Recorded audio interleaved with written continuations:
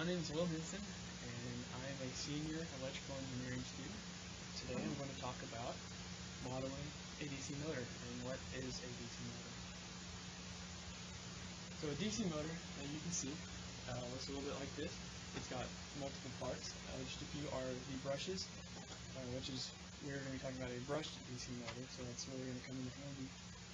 We also have a commutator and an armature, as well as permanent stator magnets around the exterior of the armature denoted in red here. Now, a DC motor is very important to me right now because of my senior design project. We are designing and building a robot that's going to be driven with two DC motors, one for each track that it will be sitting upon, and it is going to be a robotic cart that will autonomously track the user, and it's going to be primarily managed or primarily focused towards handicapped individuals who are not able to carry things on their own. So this robot, using the DC motors, will follow the user who will be in a wheelchair. So here's our DC motor transfer function and block diagram. So here, our block diagram, we've got the input over here. It goes into the controller and then goes right to the output. And then right next to it, over here, we have our transfer function for a DC motor, which we talked about and derived in class. So here is this is our controller design I decided to use, and it is a root locus design. As you can tell, we have a settling time less than 2 seconds, an overshoot of less than 5%, and a steady state error less than 1%.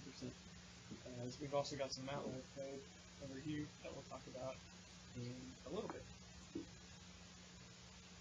Here's our step response, which we derived from our MATLAB code over here, using the step function in MATLAB, with some constraints that I decided upon, which are listed up here.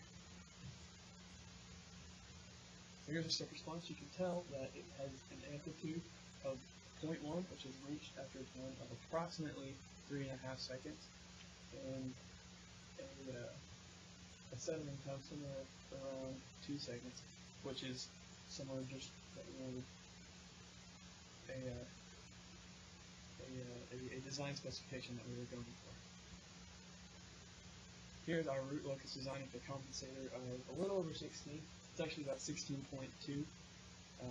And when we modeled that, it looked a little something like this.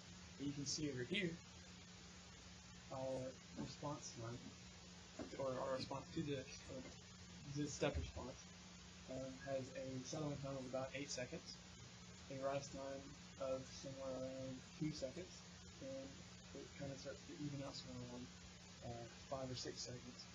And when we changed our compensator from 16 to 34, as you can see here, we were able to improve our settling time and rise time to a much smaller and more convenient rise time with less overshoot. You can see that it's completely settled by 7 seconds rather than 8 before, and it has started settling somewhere around 2 seconds instead of 4.5 like we had before. So, in conclusion, we have a DC motor, which is just a simple electromechanical device. It takes direct current as it pushes it through the brushes and turns a winding of coils into a magnetic field, which then reacts with the permanent magnets inside of the motor through the commutator and armature, thus spinning the shaft and creating electromechanical rotational energy, which is easily controlled by our root locus controller, as shown in the previous slides. So any questions, you can feel free to email me, and thank you for your time. I think this is at 3 minutes.